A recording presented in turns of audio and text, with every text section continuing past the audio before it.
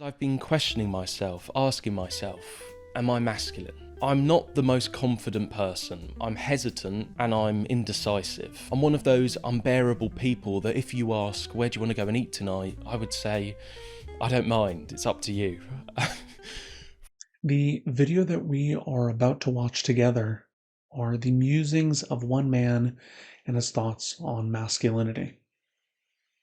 At the same time, these and similar thoughts are ones that I have heard over and over again throughout my lifetime, and frankly, they need to stop because they're hurting young men.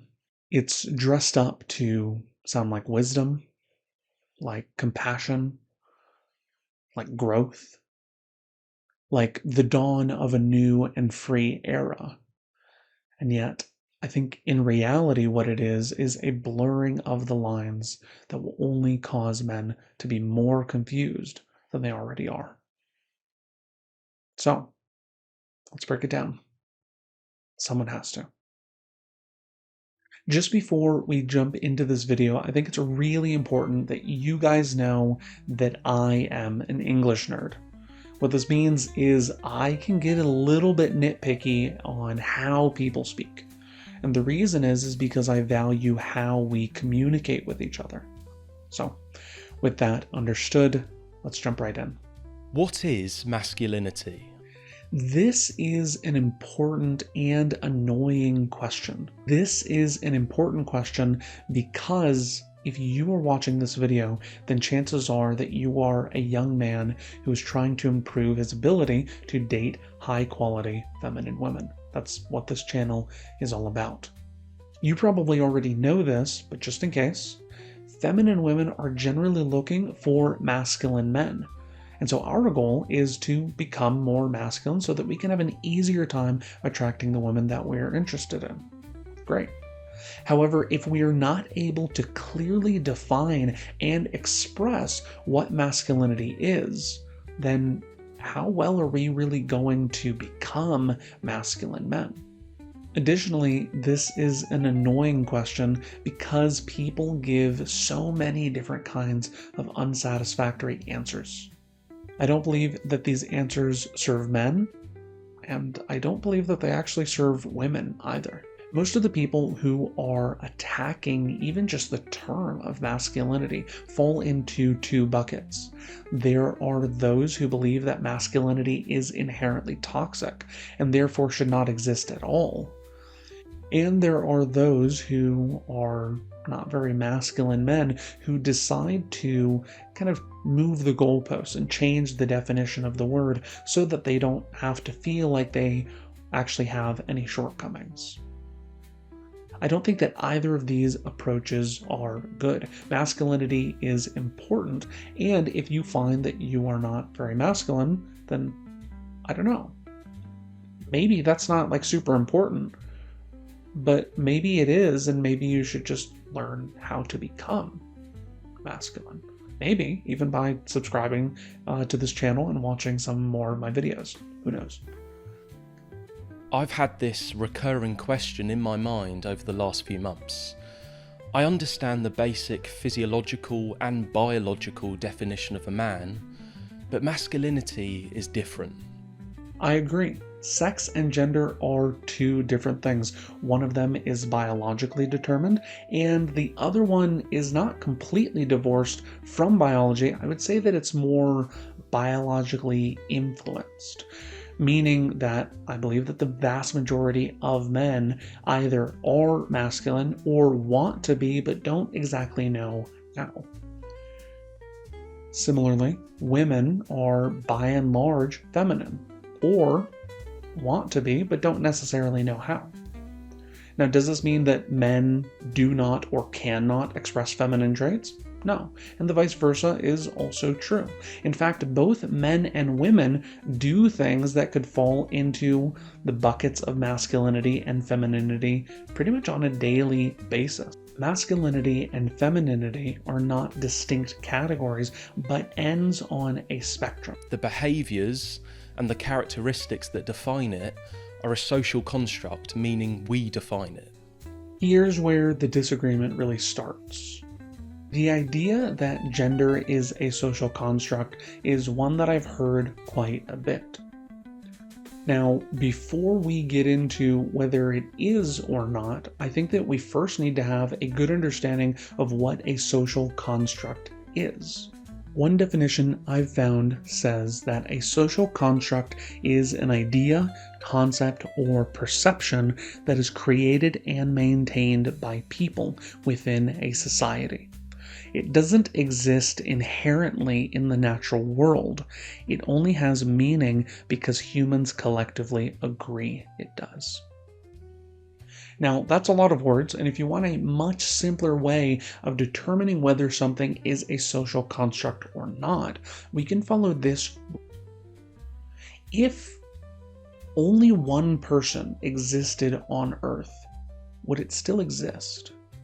To explore this rule, let's take two ideas that pretty much everybody agrees are social constructs, and those are countries and money. If only one person existed, there would be no need to define countries. There would be no immigration laws, there would be nothing. You would just, as a person, just want to go there? Hey, cool, then you can just go there. There are no rules saying that you can't. Additionally, if there was only one person, then money would just become shiny round discs and pieces of paper. They wouldn't really have any value. You can't buy something when there's no one else there. So now that we know what a social construct is specifically, let's focus just on masculinity. Is masculinity a social construct? Well, what is masculinity? I'll give you my quick and dirty definition for this. Masculinity can be divided into 3 pieces. Now, these are deceptively simple, but follow along with me. The first is choosing a goal. The next is facing an obstacle to that goal. The third piece is working in spite of that obstacle, therefore attaining the goal.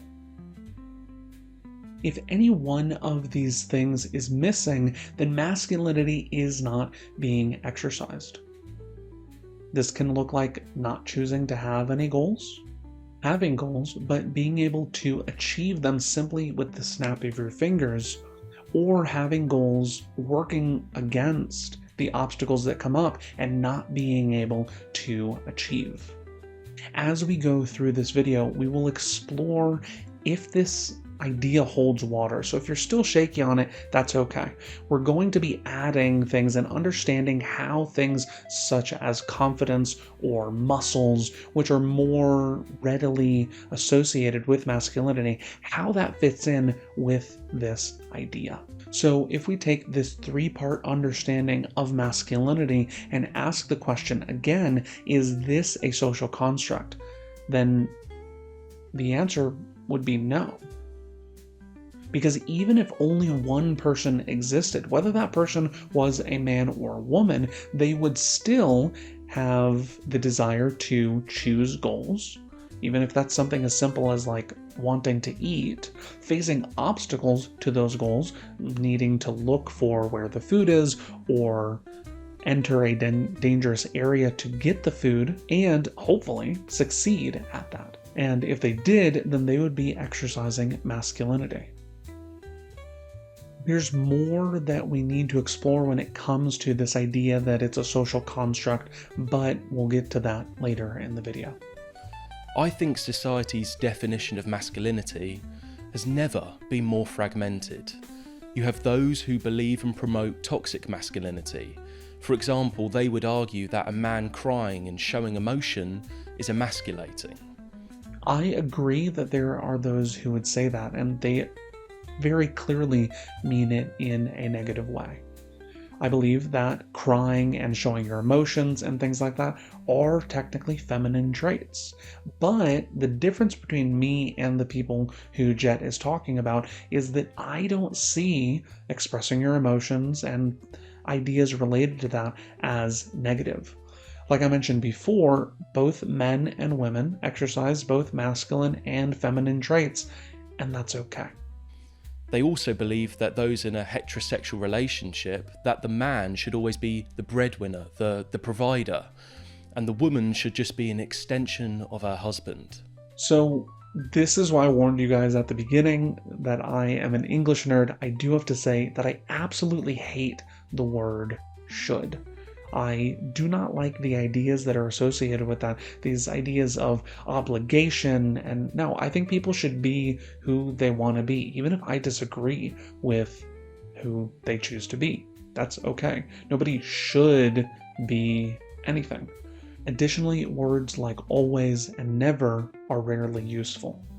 Therefore, I disagree not with the idea that Jett holds, but rather the one that he is expressing, that men should always be the breadwinner, and that women should only be an extension of their husband. However, I do think that men as individuals have the strong desire to be the breadwinner or the provider. I would say that the vast majority of men who fall outside of this idea do so because their masculine urge to provide is frustrated by circumstances, which cause them to not be able to succeed like maybe they once did or like previous generations have. Things including greater equality between the sexes, globalization, and technology have caused the competition pool to become much bigger than it once was, therefore making it more difficult for men to succeed in a monetary way that would allow them to become the breadwinner and the provider that they want to be. Now, I think it's important for me to say this because I'm a guy and because my words can easily be taken out of context. So here is that context. I don't see these things as one-sided bad things. I'm not asking for women to be put back in the kitchen and all these things. Not at all. There are a lot of good things that have been afforded to us by changes that have happened in recent decades. So, for the record, if I could snap my fingers and reverse those things that I was just mentioning, would I? No. In fact, I think that it is inherent to true masculinity to not pray for a lighter load, but rather for broader shoulders to carry whatever burden the world throws at you. Additionally, I don't think that women should be extensions of their husband.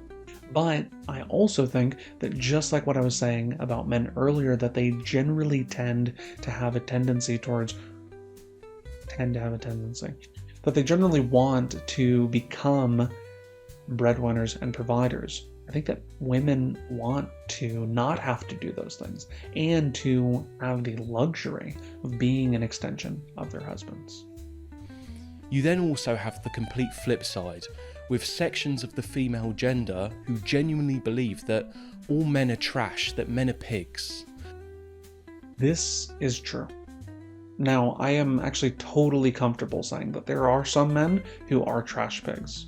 However, the word all, just like words like never and always, has to be used very lightly.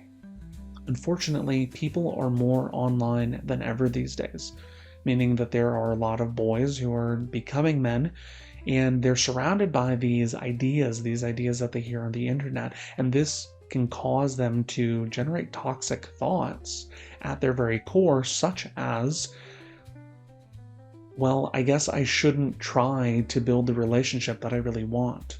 Or, oh yeah, well, all women are. And you can fill in the blank with whatever it is that you've already heard on the internet. Both extremes are things I completely disagree with. I want to analyse how in 2025 we've lost the true essence of what masculinity is and try and redefine it. Before I get into this, I want to acknowledge and appreciate the sensitivity around this topic. Please know that any offence I cause is not deliberate and that my intentions, as ever, are pure. I'm aware that masculinity isn't exclusive to being male and that females too can be masculine, but I want to talk about this from a male's perspective because that's what I am. What makes a man masculine? I think this is a really important and interesting conversation, and I'd love to hear your thoughts in the comments.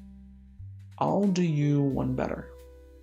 I think it's useful if I explain what prompted me to go down this rabbit hole. It's because I've been questioning myself, asking myself, am I masculine? I'm not the most confident person. I'm hesitant and I'm indecisive. I'm one of those unbearable people that if you ask, where do you want to go and eat tonight? I would say, I don't mind, it's up to you. From a physical point of view, I'm tall, but I don't have much muscle. I'm by no means strong or powerful or imposing. Yeah, I'd say that we have just about everything we need to confidently say that Jett is not a masculine man. By the way, I'm not saying that as an insult. I think that that's fine. Let me state my case. To pursue a goal, you have to have some level of confidence that you can succeed. Additionally, you have to be decisive, meaning you have to choose one goal at the expense of all other possibilities. Otherwise, you're never really going to put enough effort in to the point where you would really get anything meaningful out. Additionally, the reason why muscles are generally seen as a masculine thing is because of the fact that they allow you to achieve more goals. My characteristics and attributes are at the root of this recent internal dilemma. I feel society, and maybe even you watching this right now, would think that I'm unmasculine. Guilty. That if anything, I'm actually more feminine. Not necessarily. And this might surprise you, but we have to remember that masculinity and femininity are not two distinct categories, but instead ends on a spectrum. And what this means is that we can, in a sense, break this line up into three major zones: masculine, feminine, and in the middle, neutral. And so I am not going to say necessarily that Jett is a feminine man. It may be the case that he's just kind of a neutral man who is not focused on developing his masculine side, as he admits, but maybe who has also not developed his feminine side enough to really put him in that category. Maybe he wants to be there, I don't know. I guess we'll see as we explore more in this video. When this question first started in my brain, I would have agreed with you, but my definition of masculinity has changed. Oh, I'm not a fan of this. This touches on a postmodern idea, which is that we can define anything however we want, and I don't think that this is good. Here's why. We live in a highly social existence, and communication is absolutely key to that. If I start defining any term as anything that I want, we are very quickly going to get into a sticky situation. Now, if this was a 90s sitcom, then that would be great. It's like what those things are made out of. But because we rely on accurate communication so much, then this is no laughing matter. Can a definition never change then? No. But I think that it requires caution and a very good reason. I'm a much bigger fan of simply adding new words to mean things that don't necessarily already have a clean meaning, rather than muddying the waters when it comes to terms that already exist and have generally accepted understandings. I don't think being masculine is a question of whether you're powerful, imposing, confident, and decisive. I obviously disagree. It isn't always blindingly obvious. I think it's much more layered and nuanced. I'm a big fan of layers and nuance. I think that they're so needed in this complex world that we live in. I just hope that Jett doesn't say this and then oversimplify a complicated and important issue later in the video. That'd be awful. we are now at the end of the video, and if this seems like a weird place to stop, it's because I wanted to make sure that this video was short. There is a part 2 that I'm uploading at the same time that I'm uploading this one, where you can watch the rest of my reaction to Jett's video. I think that there's a lot of really cool stuff in it. So if you're liking this one, then be sure to go and check that out right now. But right before you do, leave me a like, and if you're liking this and want to see more of this stuff, hit the subscribe button. Also, if you want to have a discussion with me because you feel like I'm wrong on something, or you go like, whoa, I've never heard this kind of stuff, and I want to have more conversations with you, how can I do that? The best way to do that is by going to the link in the description and hitting, I think, what's going to be the only link there, which will bring you to my school community. It's a free community where I help young men to become more confident, to become more masculine, and therefore to have a better time when it comes to achieving the goal of having just a better dating experience, being able to date high quality feminine women, like I mentioned at the beginning. So if that's something that interests you, if you want to talk to me about this video or about anything else really, then the best way to do that, like I said, is to go down there. It's completely free. There's no hidden charges. There's none of that. And I really look forward to talking to you. I'll see you in the next video.